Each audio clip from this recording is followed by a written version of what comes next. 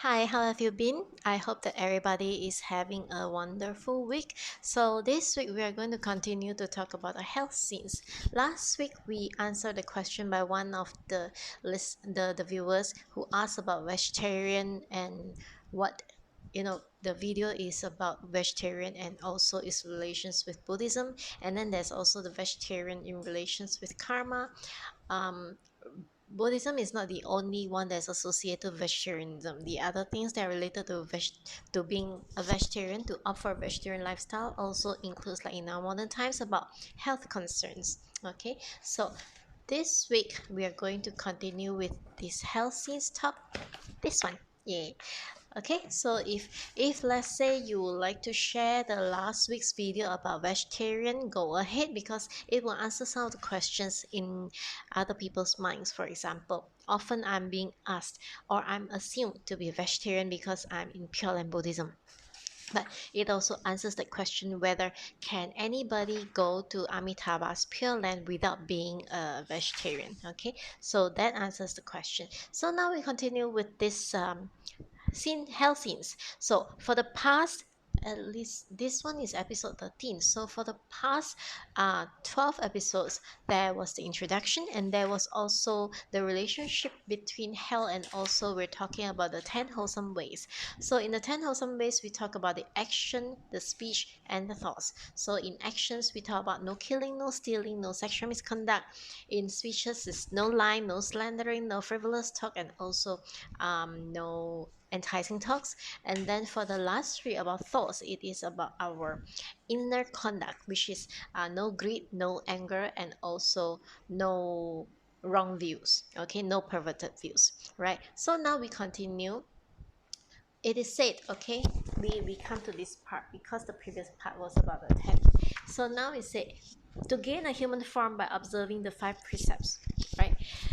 We recap the six realms of existence when we refer to what the Buddha has said about our existence. The human realm, that's what we are. The animal realm, that's what our pets are. Then there's the ghost realm. There is also the hell realm, which we're talking about today. And then up there, there are the asuras and also the heavenly beings. So there are six realms altogether.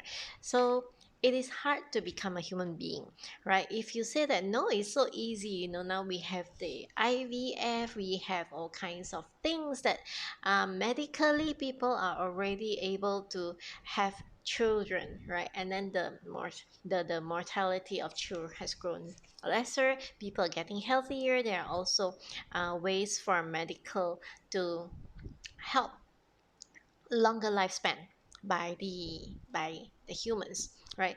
But the thing is that if you look at the rates of miscarriages or the rates of failed IVF, you will be wondering, yes, science can help to a certain sense, but it's not a foolproof way, because ultimately if you want it to be something that is a surety, you still need to relate it back to karma. Some people, they try to have children via IVF, or some people, like they try to have children naturally, but they are unable to do so. Okay, unable to do so due to many factors. Past life, you don't owe anybody anything, your partner doesn't owe anybody anything, but you both have the same vocation. That's why there is an association, there is a karmic link between you and your partner, and thus the ripening of the two of your karma actually brings you both together to become a partner together, but it does not spark the right condition. There is no right condition that will bring in a third person or a third party that is ready to become your child. Okay, when we talk about having children, the association is always four. It's either they come back to pay their gratitude, they come back to claim their gratitude, they come back to pay a debt, or they come back to collect a debt. Most of the time, when it comes to, in Chinese, there is this proverb that says that 冇仇不成父子. That means if there is no, I will say, thrift, um, tift, not thrift, sorry. There is no tift between two people, they will not be fated to be father and son. That means in the past life, you would have owed something to each other. Okay, either you owe your child or your child owes you. If let's say you owe your child, then your child will spend a lot of money. Okay, they will want to spend a lot of your money, a lot of your attention, they will drain your energy. But if let's say your child is the one that owes you, then he will be the one who will be taking care of you. Okay, the other way around. So ultimately there is always this kind of relationship, right? There is nobody that is with zero debt, but they come unless you are special, okay? Unless you are a bodhisattva, you come by the will of others who would like to, whose karma has ripened, and so you come into this world. Either you come suddenly, okay, magically you just appear out of nowhere, or that you just like the Buddha, he chose a body that is suitable, and then he became the child of the queen, right? So yeah, there are a lot of conditions that are there when it comes to the birth of bodhisattvas and also Buddhas. But for humans and also other beings that are within the six realms of existence, it is always this form, okay? Except for like the hell scenes, of course, the karma that brings you to hell, you are not born to parents. When you go to hell, that means once your body extinguishes, you just go down to hell, and then you just appear there because of the karma, or you become a ghost, right? Due to certain reasons, you don't get born into a pair of ghost parents. You don't, it doesn't happen that way, but you just get there, right? These are the non-physical, in our terms of non-physical beings. All right, so when you go to the become the heavenly being as well, or you become ashura as well, there are certain conditions that you need to fulfill in your karmic depths. Okay, your karmic, I won't say depths, because if it is a surplus, then you go to a good surplus, then you go to heaven or you become a shura. But if it's a negative one, then of course automatically you get to the lower realms. So back to this question, it is hard to become a human. So we look at these six streams of existence, human is only 1/6 of the existence, and we do not really know for sure what is the exact calculations, but we know that we are one of the six streams of existence. And if we were to look at the animal realms right now, okay, there are a lot of dogs, there are a lot of cats, there are a lot of animals in the jungle, there are a lot of fishes in the sea, there are a lot of insects, right? So all these, they have also come here because of reincarnation. From past, they probably are humans, and then due to some certain reasons, they actually get rebirth in the eggs or in a womb of another mammal. So that's how they get their animal birth. Okay, or a person dies and after that either go to hell, literally, or maybe be born as a ghost. Okay, go to the hell, the ghost room, or they become asuras, or they become heavenly beings. Okay, which is very rare these days because of all the sins that's going on around us. So when it comes to this kind of association, we can see that it is the rarity of it if we put all into equal parts, which in reality it is not an equal part. If we put it into equal parts, we are already just 1/6 of the entire population of the six realms of existence. We didn't even talk about the other four realms, higher realms of existence, which consists of the Arhan, the Brahma, and everything, right? And also the countless bodhisattvas that have transcended from humans into bodhisattvas in Pure Land Buddhism, in the Pure Land of in the Pure Land world of Amitabha, or they may have gone into the Kashyapa Buddha's world, or they have gone into the Vairocana Buddha's world, right? To the different worlds. So as the Buddha said to be born into the human form is unbelievably rare, and the human form once lost is extremely hard to regain. If we look at the mathematical calculations of it, of course it is very rare. You have only 1/6 of a chance. That means you can be going around the merry-go-round, and then that is also correlative with the percentage of what this is. And you just, the chances of being a human is slim. Okay, if there is any supercomputers out there that can really calculate the population of animals, the population of insects, the population of sea creatures, those that we have known, even, right, you count it against the population of humans today, you will see that animals and insects and all these non-humans are actually already more with with physical body are already more than humans, right? So it is indeed very rare, and once you lose it, of course it's hard to regain because it is so rare. Okay, how can one attain the human form in the next life? So if you would like to attain and maintain your human form in your next life, there are some basics. Okay, remember it's all karmic based. Okay, so the basic requirement is to observe the five precepts. The five precepts are no killing, no stealing, no taking in no sexual misconduct, no lying, and no taking intoxicants. Check yourself, right? If you go through the 10 videos about the 10 wholesome ways, you know your own sin, and you will know whether what are the chances of yourself becoming a human again? What are the chances of you being reborn as a human again? Right? To be honest, when I look at the real definitions of the five precepts, that is why I got really, I know where I'm going, right? Approximately where I'm going, and that is why I enter Pure Land Buddhism. Okay, that's why I chant to Amitabha, and that is also why I'm doing this Dhamma talk right now. All these talks about the hell, about the Buddhism and everything, because I would like everybody to have the opportunity to really know what is in store. If let's say they are just if you are only looking at what we can achieve in this mundane world, that we have only like a few decades of life, but you throw away your entire future. Okay, so this is one of the motives that I'm doing this Dhamma talk.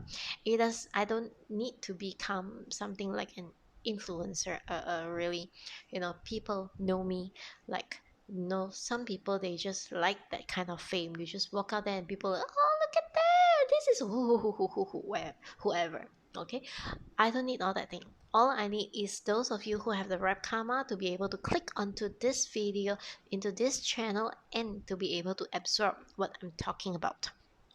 If your karma is right, you will be able to absorb. Okay, if you feel that your karma is not right yet, continue watching until your karma is right, because there are merits listening to Dharma talks. There are merits that will be accumulated for you when you actually just absorb the right teachings. Okay, so what are the five precepts? No killing, will not encounter disasters and difficulties in future lives. This will be helpful for you when you're talking about a future rebirth as a human being. Okay, you don't want to come into the human life and then just enjoy like maybe 5-10 years, and then after that you dead for some reasons, right? When you are a human being, you want to max out your lifespan, which is about, our estimate right now, about 80 years old, right? During the Buddha's time, also about 80 years old. And then sometimes now we see some people who are actually like over 100 years old. Okay, so every realm has a different lifespan, even including our animal realms, it has different lifespans. Okay, so no stealing, you will not be robbed in your future lives. You don't want to be robbed, you just want to have that kind of prosperity as a human, right? So not engaging in sexual misconduct, will have good marriage in future lives. If we look at the divorce rate now, and also the adultery marriages now, we can see that there is a lot of pain, a lot of sadness in marriage, right? The divorce rate is extremely high, and people just get married, like for example in Vegas, and then after that they just get an annulment after 3 days, right? They just say that, oh, it was a drunk mistake, and then we would like to have an annulment because there was nothing else involved. Okay, so there are a lot of mistakes, and then it has devastating consequences, especially if let's say it's not a mistake and you got married and then you have a family. All right, divorce causes a lot of anguish, and it sets a bad example, a bad teaching to children, because it depletes the children's faith in a good family organization. It depletes their faith about humans being able to trust each other. It depletes their faith about people being capable of, you know, sharing a life together, and then to be able to support each other. Right. If you were to look at what's happening around us today, you can see that what I'm saying is extremely true. Okay, loving family, loving parents will result in loving children. But if you look at all those bad marriages, the husbands goes out and then meet some other mistresses or play around, fool around, or maybe the wife fools around with the neighbor's husband or something like this. There are so many cases around us. It looks like a norm, but it is not supposed to be a norm. This is a disease in the society. Okay, so fourth, no lying, will not be cheated in future lives. You remember how we hate when people lie to us, how we hate when people cheat to us? Well, the karma is done by yourself. If you did not lie or did not cheat to other people, then this life people will not be able to lie or cheat to you. So, mm, yeah, it's all karma. It's your own fault. So, number five, no using intoxicants. And intoxicants over here is not just about alcohol. We're talking about drugs, alcohol, cigarettes, tobacco, etc. So when we're talking about intoxicants, it will include things that actually just make it hard for you to have good judgment. Okay, things that will cloud your mind, things that makes it difficult for you to make a sound decision, an informed decision. So it will cause, okay, will not, those that do not use intoxicants will not experience loss of sanity in this life or in future lives. Okay, so you don't cloud your mind, you don't do stupid things, so there won't be any stupid I won't say the word stupid, but it is a mistake. Okay, mistakes that cost you your karmic credit, right? Instead of having a merit, then you get a demerit, so it will cause insanity in your future lives. If you look at the people nowadays, those that are taking a lot of like designer drugs, right, ketamine, ecstasy, or whatever you can see in the news, they are already having degradation to their mind, to their thinking, to their ability to make sound judgments. It's not healthy, in short. Okay, so these are the five precepts that one has to adhere to if, let's say, one wants to become a human again in the next life. Okay, so if you want to be human, this is the very basic: no killing, no stealing, no sexual misconduct, no lying, and no taking intoxicants. And if you would like to go in depth into all these five, right, you can go into to watch the 10 wholesome ways Dhamma talk that I've given, because each episode talks in depth about one of the 10 wholesome ways. Okay, so whether one is rich or poor in life depends on the amount of good and bad things one accumulates previously.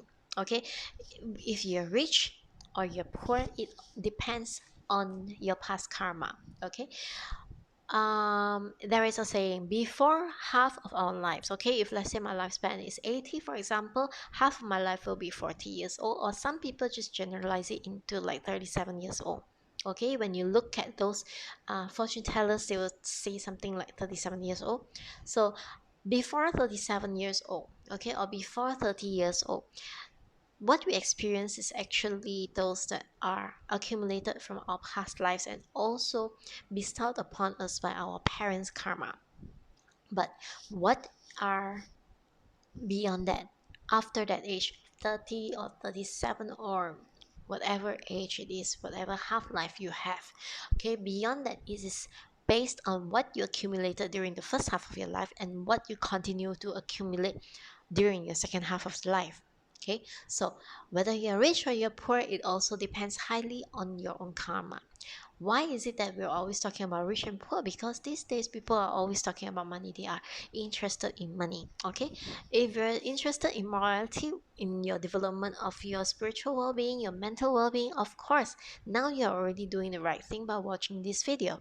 Okay, but when we're talking about money, a lot of people, they are now teaching you about, you know content creation, about investments, about how to read company finances, and then after that you'll be able to make sound judgment about which company is best for you to invest in, and to be able to, some theories have it that you go for the value, or some people have it that you go for the dividend and things like this, right? Long-term versus short-term investments, or rather called trading, right? And then ultimately, there are people who may be doing the same things, but some prosper while others fail. So, what is the reason? The method is exactly the same, and then some people just say simply that it is all bad luck. I am not really much into luck after I understood karma. Okay, Karma says if you want to have abundance, you have to give abundance, right? So when we talk about the three types of giving, the three types of Dharma, we have the giving of material things, that means money, materials, food, whatever. So whatever you give, it comes back to you in abundance. So if you're talking about whether a person is rich or poor, potentially past life he has done a lot of really good donations, charity, giving his fortune, giving his money. And so this life he is born into a rich family. But if he continues, right, doing charity and all, he's born into a really wholesome family with good family values. And so they continue with the donations, with the charity and everything. He also pick up the trait of giving. So the more he gives, the more he gets. The longer he gives, the more prosperous he gets, and then he becomes really rich. But if let's say he in the past life he has always been rather stingy, in this life he is fortunate enough to become a human being, he is born into a not so rich life. Okay, but if let's say he continues to be stingy, he continues to cheat other people's money trying to earn a living and stuff, his life will deteriorate, his so-called luck will also deteriorate.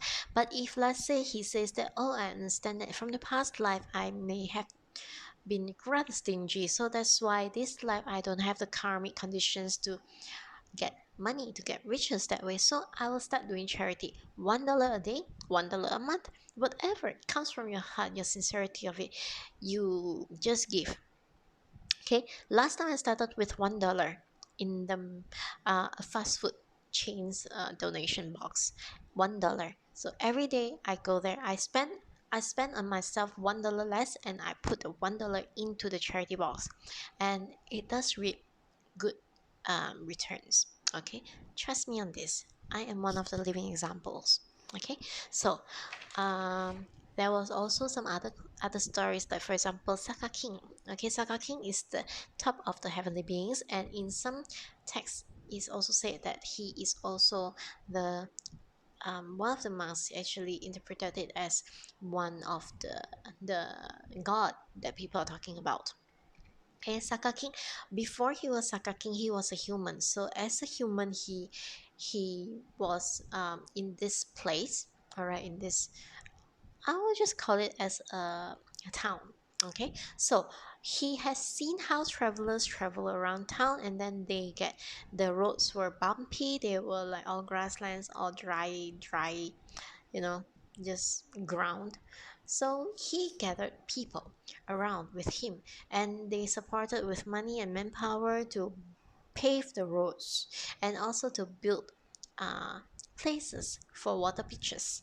So, with this great act, he, as the person who started it, when he was reborn, he became the Saka King, the highest king of the heavenly realms.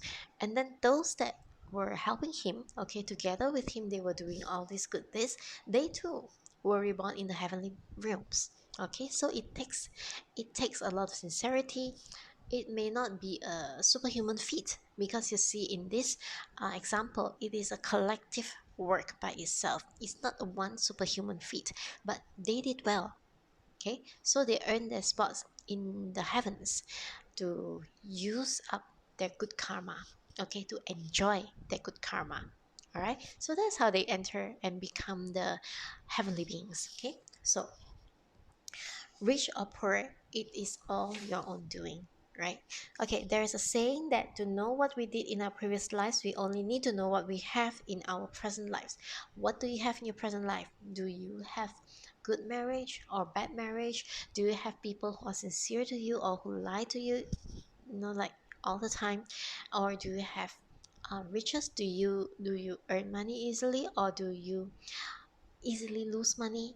Okay, in whatever trade you do, same vocation, same family, same bloodline, same intelligence, same everything, but still one will do better than the other because of the differences in the karma. You don't even need to look at the siblings, okay, because siblings may have a few years of different advantages one against the other. Let's look at twins. Okay, often we see one twin may be more intelligent than the other, one twin may be more pretty than the other, despite being identical twins. Okay, one twin may have you just give them each $100. They may have different intelligence on how to spend the $100, and then later on in life, you may see one twin always have a lot of good luck, and the other twin just, may not have that kind of good luck and things like this, right? So it all depends very much on karma, right? So, to know what might shape our future life, we simply look at what we are doing now. What are you doing now? Are you doing the right things? Do you kill? Do you steal? Do you lie? Do you have sexual misconduct? Do you consume intoxicants? Do you abuse anything? Right? All the five precepts, or rather, if you aspire to go to heavens, do you look at the 10 wholesome deeds and measure yourself? How are you doing? Okay, so you will know where your future goes if you have been watching the past 10 episodes of my Dhamma talk, and also in this episode where I'm talking to you about the five precepts: the killing, no stealing, no sexual misconduct, no lying, and no taking intoxicants. They will get you to become human once more. Okay, if you understand and do them correctly. Okay, so it is fundamental that we understand this concept. Okay, this concept is exactly the concept of karma. What you plant, you shall sow. Okay, the seed you have planted will reap you the fruit. You can't plant one seed and expect to reap another. Okay, so practices of 10 evil deeds leading to suffering in hell. So we have the 10 wholesome deeds, and the opposite of these 10 wholesome deeds will be the 10 evil deeds. So the 10 evil deeds are the opposite of the 10 good deeds. They are only a few decades in one's life. As I've said, it's just a few short decades. If we do not realize the need to practice good deeds, or we choose to ignore the law of cause and effect, or we do not practice doing good deeds and accumulate virtues, when we are taken by the judge of impermanence, when we are standing before the gate of hell, it will be too late to regret because you're already dead. Right? The law of cause and effect, the law of karma. What is karma? Karma is you do good, you reap good, you do bad, you automatically will reap bad. There's no such thing as you do good and you reap bad, or do bad and you still reap good. Okay, so when we're talking about this, it is on a very shallow concept, it is on a very superficial concept for us to know that you don't kill, you won't be killed, you don't steal, your properties won't be stolen from you. All right, so if you don't do bad things to other people, you don't end up in hell. But if you conduct everything, okay, your intentions and everything are based on the 10 evil deeds, you will have a share in hell. Okay, so when we're talking about this, the cause and effect, law of cause and effect, a lot of people nowadays, they say that, oh, I believe in karma, right? But while they believe in karma, they're looking at it, you're looking at it as a third person. You see other people do bad things, and then you say that, oh, I wish that karma befalls on him soon. Okay, you are also accumulating bad karma yourself because you're wishing ill on other people. Okay, so if you do not want to accumulate your own bad karma, you just see, oh, he is doing bad things, oh, that is the victim of the bad deeds that he have done unto him. Well, must be that very probable last life he had owned him, so that's why he is now having to suffer the bad things that this one is doing to this one, right? A do bad things to B was the victim, A is the perpetrator. So but past life, B could have been the attacker abusing A, so this life flip around, B will have to suffer and the deeds will have to come from A. So this is how the law of karma happens. And if you are one to truly believe in the law of karma, you won't say, oh, I wish that karma befalls on this person. One thing, number one, we don't know what they have done in the past life. Two, for these things to be able to happen. Right. Number two, we don't want to accumulate our own bad karma for wishing ill onto A who have done in front of us, who have done bad things onto B, right? Their karma, they settle. Our own karma, we protect. Okay? No ill wishes, or probably it was actually something done in the past life. So, yeah, then they burn off the bad karma, whatever it is. And we just hope that B does not feel the need to revenge. Otherwise, it will become a continuous loop of revenge. Okay, so we should change our thoughts. If we want to change our karma, we need to understand that even a single thought, an evil thought, a thought about wanting harm to befall another is also a bad thought. Okay, so what do? We protect our own karma. We always think in a good way, right? And it is not your fault that you cannot understand this, because a lot of times we are only looking at things at a third person's point of view. If we are within, okay, we are the actors, the sender and the receiver, we couldn't see, okay, because we are marred by our emotions. If we understand karma, we understand cause and effect, we may have the urge to do something, but we will hold ourselves, right? We will try to refrain from doing bad to other people. The other people can continue to harm us. We will try to refrain, okay? Or we may want this other person to stop doing whatever they're doing to us. We want them to stop harassing us, so maybe we pretend to retaliate. But if the other person understands karma, the other person will stop, look at himself in the mirror and say, oh, I have done such things that causes anguish to the other person, so that's why he's retaliating, right? So I shall stop, we shall stop, so peace to all. But in our current situation, okay, this current modern world, you try to stop the other person will take it so personally, okay, disregarding past and present karma. They will continue to attack you. You have to stop. At that point, you will have to stop, because your intention was to stop this person from the harassment, from causing more anguish to other people, but he or she does not want to stop. So from this point onwards, whatever that she or he is doing is accumulation of his or her own bad karma. And you will see the deterioration, the downfall will be coming. Okay, because you have done your part to stop. You stop. You don't continue with further harassments. You just stop. Okay, the moment you stop, there will be good things. Your good karma can surface. Don't need to wish ill of anybody.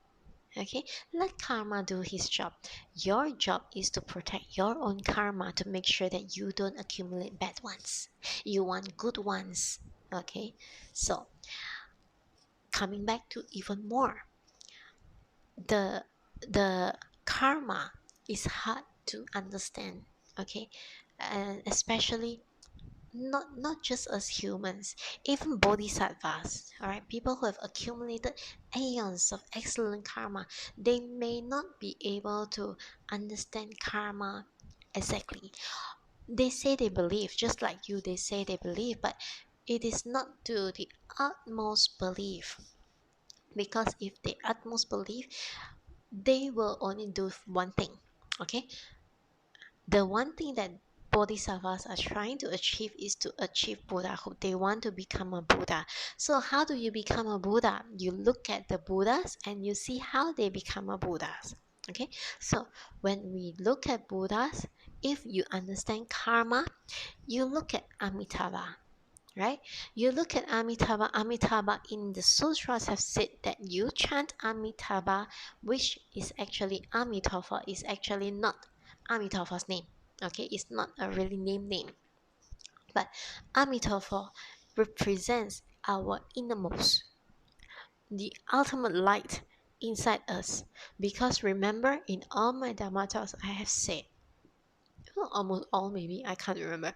Okay, but in my Dhamma talks, I've already said we are ourselves Buddha.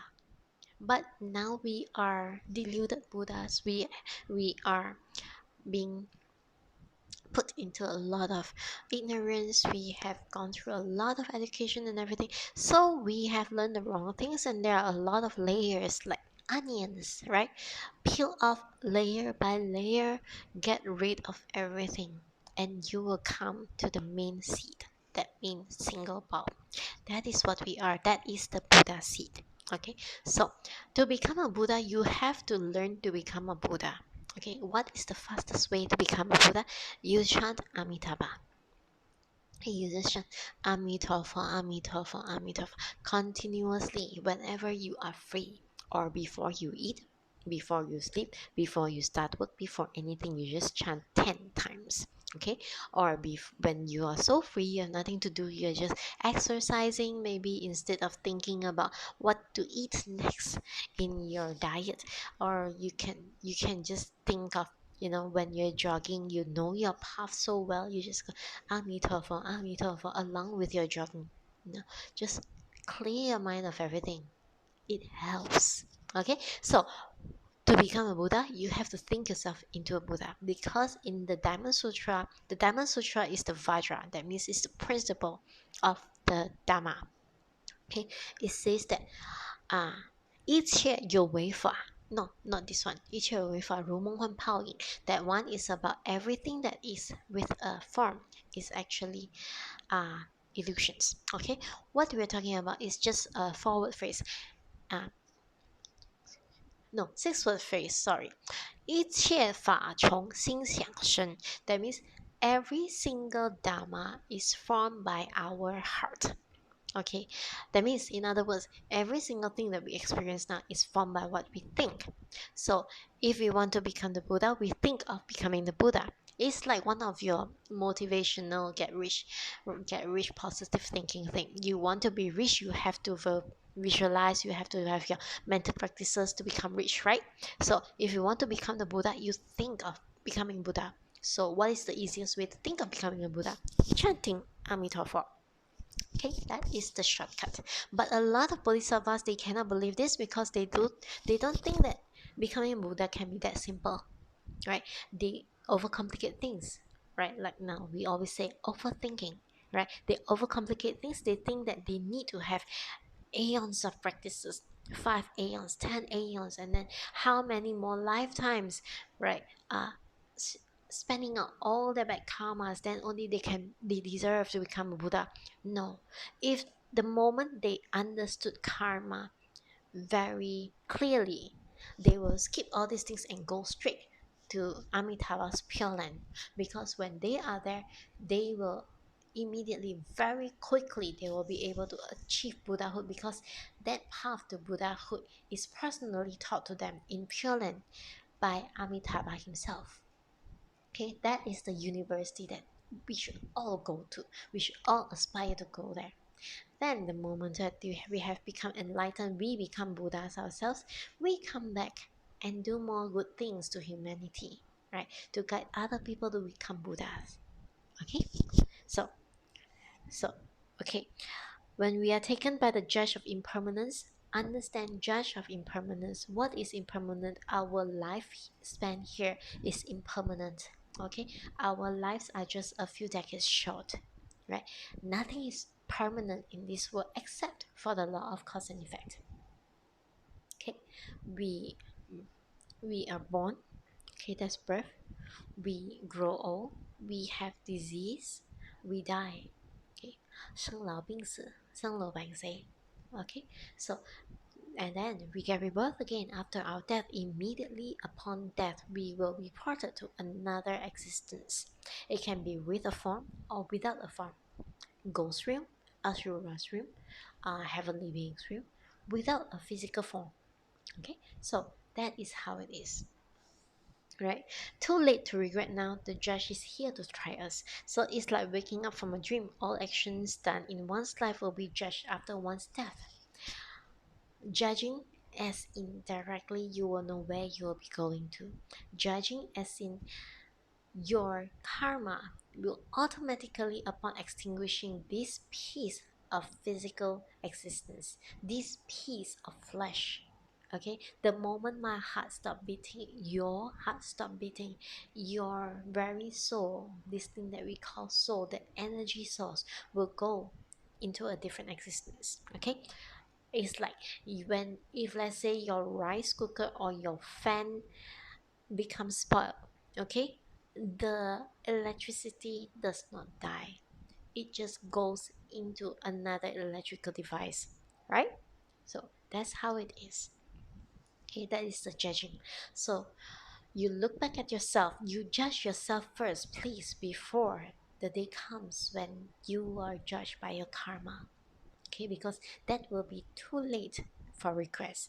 too late for you to repent, too late for you to do anything to correct the situation.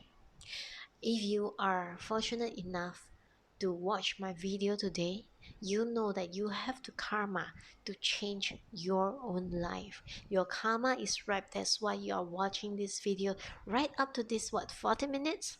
Okay? So you have the opportunity to change, and you better change. This is the opportunity for you to change. Okay? The kings and soldiers in hell manifest from our karma. It's not their fault that they are there. Our karma allows them to manifest. Okay? Our bad deeds are the ones that created that very space for us in what is termed as hell. Okay? People who have no causes to go to these hells do not experience the horrors of hell. These horrors are not there because of the kings of hells are cruel or that they willingly inflict pain and suffering to the dead. The scenes of these hells are the manifestations of one's own karma. Okay, what we can see, what we can experience is based on our karma.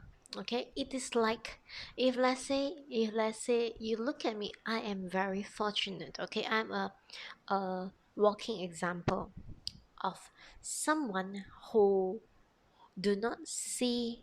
I have never watched anyone die in front of me before.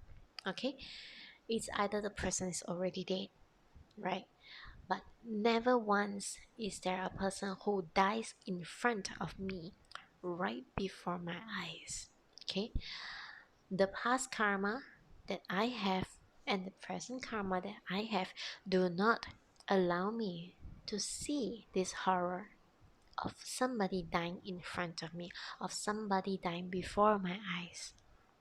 Okay, and then there are also, if you were to look at societal classes, okay, there are some who have really good fortunes, okay, to be associated with people of the higher society, regardless of which family they are born to. Okay, they can be born to middle class family, you may be born to middle class family, but you have the association to meet with people who are higher than you are. Okay, or there are those who who have this accumulated this karma that no matter what they try to do, they will not ascend. We're talking about bad karma. Okay, good karma, you just very easily you ascend, but bad karma, you try whatever you do, but you just couldn't ascend. Okay, so this is all because of our karma. Okay, if when we're talking about the context of hell, if you are not meant to suffer in a particular hell, you won't even be able to see it. Even if it's right in front of you, you won't experience, you won't see. Okay, there was this guy a long time ago. Okay, he was one of those people who leads a dual life. Okay, by day he is mm, I would say a minister. Okay, by night he was invited into the courts of death. Okay, to judge, right? It was like he was appointed. So during his appointment, he was one of those judges who actually saw that, oh, you have done all these things. So when what triggered was that he saw the really harsh judgment onto people who commit adultery. Okay, because those who commit adultery or those who have sexual misconduct during their living years, their punishment was to, for the male, they hug the iron pillar that was burning hot, scorching their body, burning their body. You know, like when you're barbecuing a stick or something like this on a skillet, right?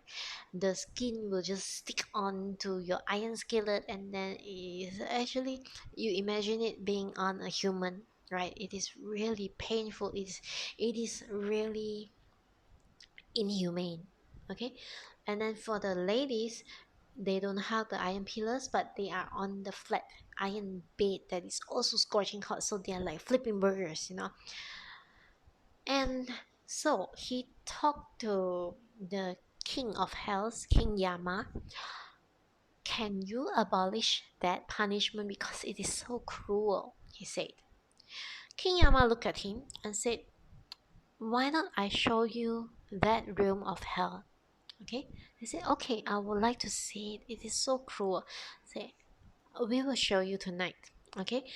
So at night, during that time, two little servants of hell, they came with, in the past they don't have cars, so they have this seat, right? You watch it in those shows showing ancient China.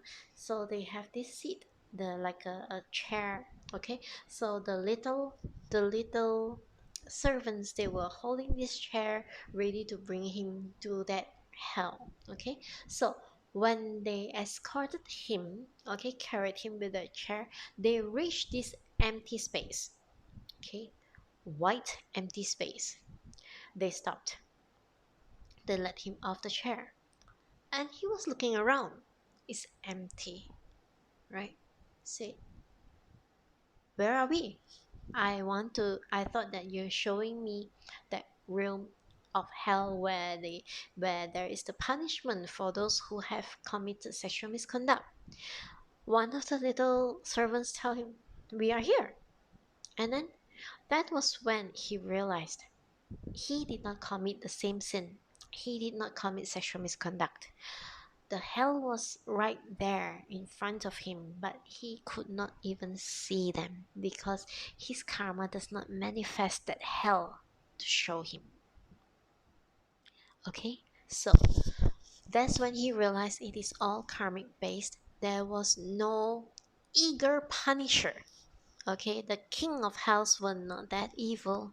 They they don't create these hells to torture us when we do bad things, but it is our own karma that manifests into all these bad situations for us to repay our sins. Okay, with the hope that we will repent, of course. Okay, the moment we repent, the moment we feel really sorry for what we have done, you can elevate out of that realm. Okay, that is another story. That one was actually Buddha himself. Okay, before he became the Buddha, he was in hell like a lot of us. Okay, so he was in hell, he was punished in hell. So um there were like five of them, right? They were punished, right? And then after that, he felt sorry for one of the fellow um inmates. I think there were just two of them. So he felt sorry for the fellow inmate of that hell. He felt sorry, and then he was also repenting, and because of him feeling sorry about this other person and he was wishing good for this other person, that karma ended and he was out of that particular hell for punishment. Okay, so we are at like 48 minutes. All right, so next week we are going to continue with this hell scenes with the first hall in the hells. Okay, the hall of King Qingguang, right? So to not confuse us, we shall stop today so that next week we can start with the first hell. Okay, so I hope if you have not understood karma enough, go and watch the 10 wholesome ways talk that I was talking in the first 12 episodes of this hell series. Okay, until we meet again, see you next week. Bye bye.